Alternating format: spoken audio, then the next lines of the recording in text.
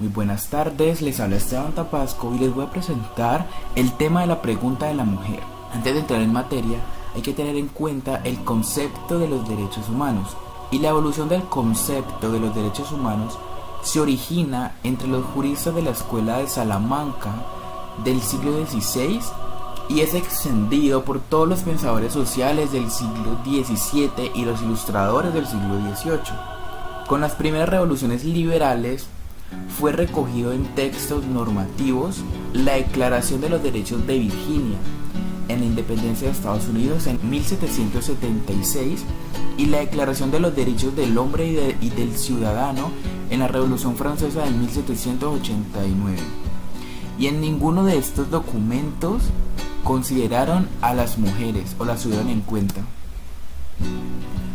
Por lo tanto, en 1791, Olympe de Gouges redactó el texto de la Declaración de los Derechos de la Mujer y la Ciudadanía, siendo un parafraseo de la Declaración de los Derechos del Hombre y del Ciudadano.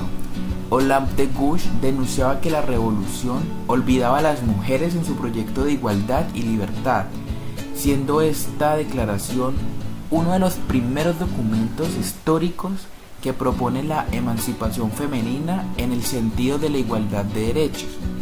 Y una frase muy reconocida de Olympe de Gouges es: la mujer nace libre y permanece igual al hombre en derechos. Las propias Naciones Unidas han reconocido que en ninguna parte del mundo la mujer es socialmente, políticamente o mucho menos económicamente igual a los hombres. Tampoco disfruta de los mismos niveles de educación, salud, respeto que los hombres. Por ejemplo, la Declaración Universal de los Derechos Humanos, en su artículo 2, prohíbe la discriminación basada en el sexo. Dicha prohibición es el único derecho humano incluido en la Carta Internacional de los Derechos Humanos en la ONU. En cuanto a lo comercial, se plantea la pregunta de la mujer: ¿hay brechas de género en el comercio? La respuesta es sí, debido a la creación de empleos que ponen en peligro a las mujeres, los bajos salarios en comparación con los del hombre en el mismo puesto y algunas sin ningún tipo de beneficio. Según la Organización Internacional del Trabajo, a nivel mundial las mujeres representan el 70% total de la población pobre y el 65% de los analfabetas.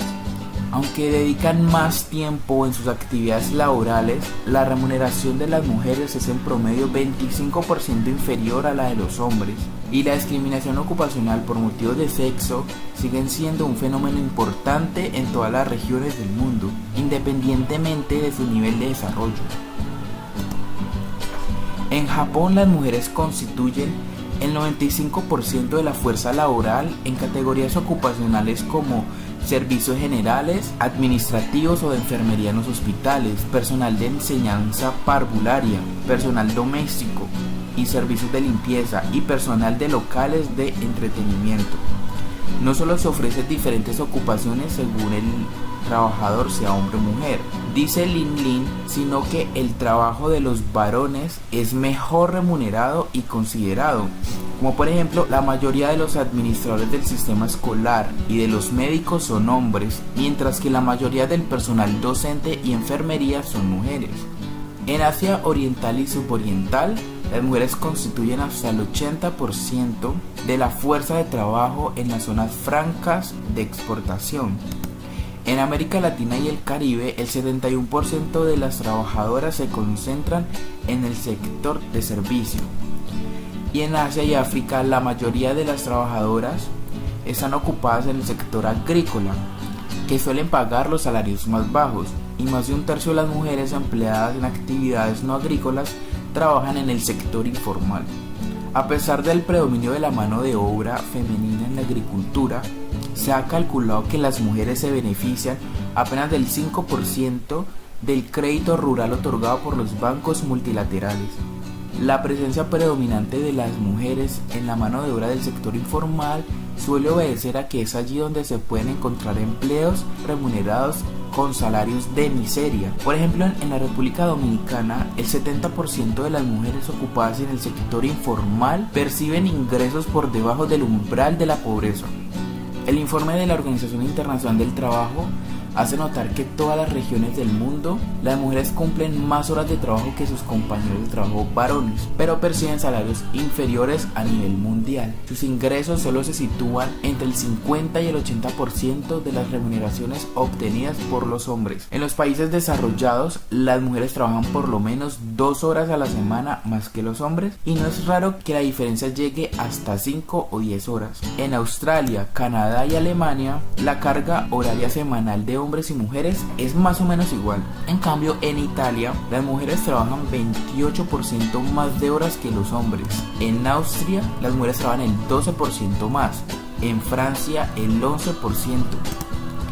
En Japón, el tiempo que las mujeres dedican a trabajos no remunerados es 9 veces superior al de los hombres.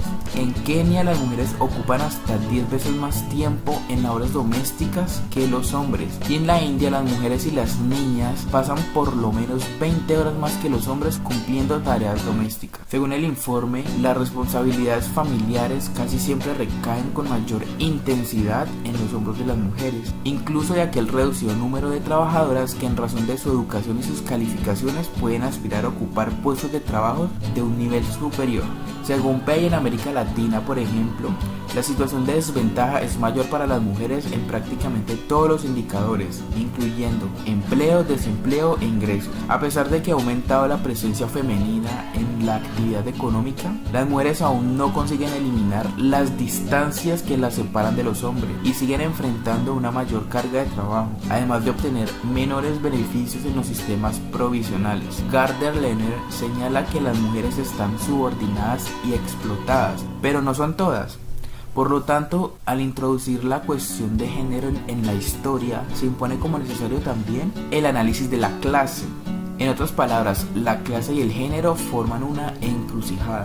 Ahora, hablando de la apertura económica, en el caso chileno, en cuanto a la situación de la mujer chilena, PEI observa que el modelo de desarrollo orientado hacia las exportaciones no provee unas condiciones laborales de igual y de convergencia de ingresos.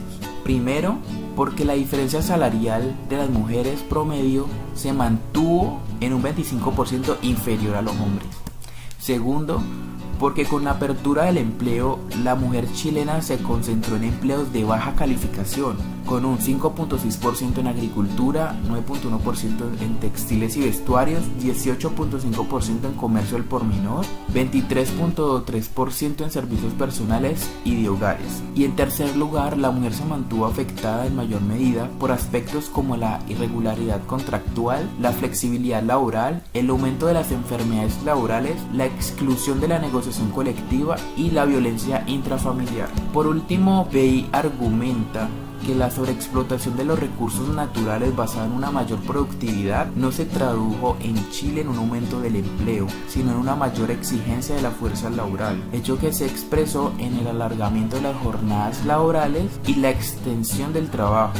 Concluye que la experiencia chilena muestra que la lógica de la apertura económica, que está basada en la liberación comercial, se produciría un mayor desarrollo para los pueblos del continente, pero esto ha fracasado, provocando una alarmante inequidad, exclusión y deterioro de la calidad de vida de las mujeres y los hombres de la región.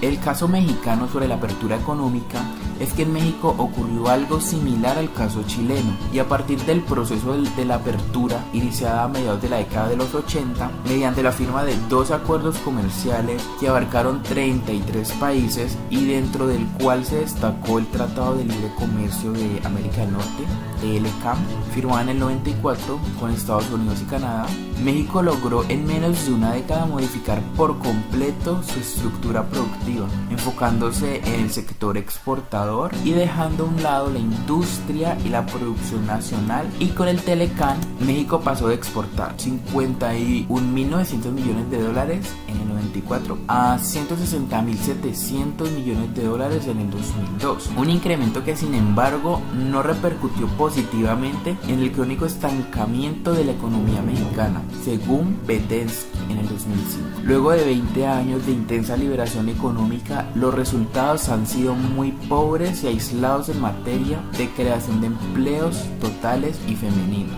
Cardero en el 2003 dijo que la agricultura aceleró la desaparición de empleos para los hombres y las mujeres. En el sector de manufactura creció el empleo femenino, pero con un fuerte sesgo maquilador, y en el sector de servicios las ocupaciones femeninas aumentaron. Sobre el Tratado de Libre Comercio entre Colombia y Estados Unidos, González Bonilla en el 2006 dijo que si bien los beneficios de este tratado aún están por verse, lo que sí es claro es que el costo social será altísimo para la sociedad colombiana, con un nivel de pobreza del 49.2% y una distribución del ingreso altamente desigual, como lo señala su coeficiente Gini de 0.576. Estudios recientes han demostrado que en América Latina las reformas de ajuste estructural y liberación comercial han golpeado en mayor medida a la población femenina. Sin embargo, el componente género no ha alcanzado mayor atención dentro de los debates políticos y académicos, sino que ha permanecido invisibilizado, a excepción de algunas autoras que han relacionado el libre comercio con la disminución de la calidad de vida de la mujer, según Buitrago, Murillo y Jaramillo en el 2003. Escobar, en su crítica al concepto y prácticas del desarrollo, plantea que la nueva fase del capitalismo se está originando una división internacional del trabajo basada en la transición de la producción manufacturera hacia las zonas de libre comercio en el tercer mundo, donde al mismo tiempo las organizaciones internacionales hacían llamados a integrar a las mujeres al desarrollo, dando por resultado que las mujeres jóvenes terminarían siendo la mano de obra dócil y barata, óptima y preferida, siendo este el resultado producto de los planificadores hombres y élites del tercer mundo. La feminización de la fuerza de trabajo continúa en algunas industrias, ligada a esquemas de desarrollo. Tal es el caso, por ejemplo, del empleo de mujeres en las plantas de empaque de pescados y camarón en el puerto de Tumaco, en Colombia. La mayoría de las mujeres que trabajan en dichas plantas provienen de familias rurales que han perdido sus tierras y que trabajan ahora en condiciones precarias. En Colombia, el desconocimiento sobre el impacto del Tratado de Libre Comercio puede llevar a la conformidad y a la resignación. Los que lo defienden, en el gobierno del presidente Uribe y las grandes empresas del país, dicen que es imposible probar que este acuerdo será negativo para el país antes que sea puesto en práctica, y más bien se debe mirar con buenos ojos una oportunidad como esta. Otros dicen que, como en toda negociación, habrá ganadores y perdedores. Teniendo en cuenta que la importancia de analizar el Tratado de Libre Comercio desde una perspectiva de género reside en el hecho de que el comercio exterior tiene distintos impactos sobre el salario y empleo de mujeres y hombres, más que todo en su trabajo no remunerado, su tiempo libre y sobre los ingresos y consumo familiar. Desde la década de los 60, los estudios de género han ido ganando espacios y reconocimiento dentro de las conciencias sociales. En los últimos 15 años, sobre todo, estudiosas y estudiosos desde diversas disciplinas han proporcionado nuevos y cruciales aportes para entender cómo la experiencia de las mujeres ha cobrado forma en relación a la de los hombres y cómo se ha establecido la jerarquía sexual y distribución desigual del poder, según Conway, Burke y Scott. Sarmiento y Vargas explican que con la apertura económica a comienzos de los 90 se generó en Colombia un régimen capitalista de acumulación flexible, en donde la mujer se convirtió en objeto estratégico dentro de la estructuración de las empresas para disminuir sus costos laborales y flexibilizar las contrataciones y las jornadas de trabajo, en la búsqueda de elevar la competitividad y las ganancias. Ofrecer más y mejores puestos de trabajo a las mujeres supone además que exista un entorno macroeconómico propicio y que se disponga de información veraz y realista, a fin de poder elaborar políticas coherentes, eficaces y compatibles con el progreso de las mujeres. Dichas políticas deben tener en consideración el marco jurídico, los mecanismos de aplicación, los factores culturales y el nivel de conciencia del público. El éxito de puesta en práctica requiere de un marco legal favorable, de enérgicos mecanismos de aplicación y una amplia sensibilización y apoyo del público. Y finalmente, dando una recapitulación, dentro de la división sexual del trabajo, el principal ámbito de acción asignado a las mujeres ha sido el del hogar y el ciudadano de la familia, o trabajo denominado como de producción social o no remunerado. Mientras tanto, los hombres se han desempeñado dentro del ámbito del trabajo remunerado en el mercado. Esta división entre reproducción y producción ha conllevado a valorar y recompensar de forma diferente al trabajo del hombre y de la mujer. Así, a pesar de que las mujeres las que proveen el cuidado y el desarrollo de las personas aptas para el trabajo en el mercado, su trabajo no es calculado como una parte de la economía real, según Azar en el 2004. De hecho, muchas de las labores de las mujeres desempeñan en el mercado laboral formal, como enfermeras, secretarias, cuidadoras de infantes y otras por el estilo, solo son una extensión del trabajo doméstico y por tanto son vistas como menos importantes y a su vez son peor remuneradas. Muchas gracias por su atención.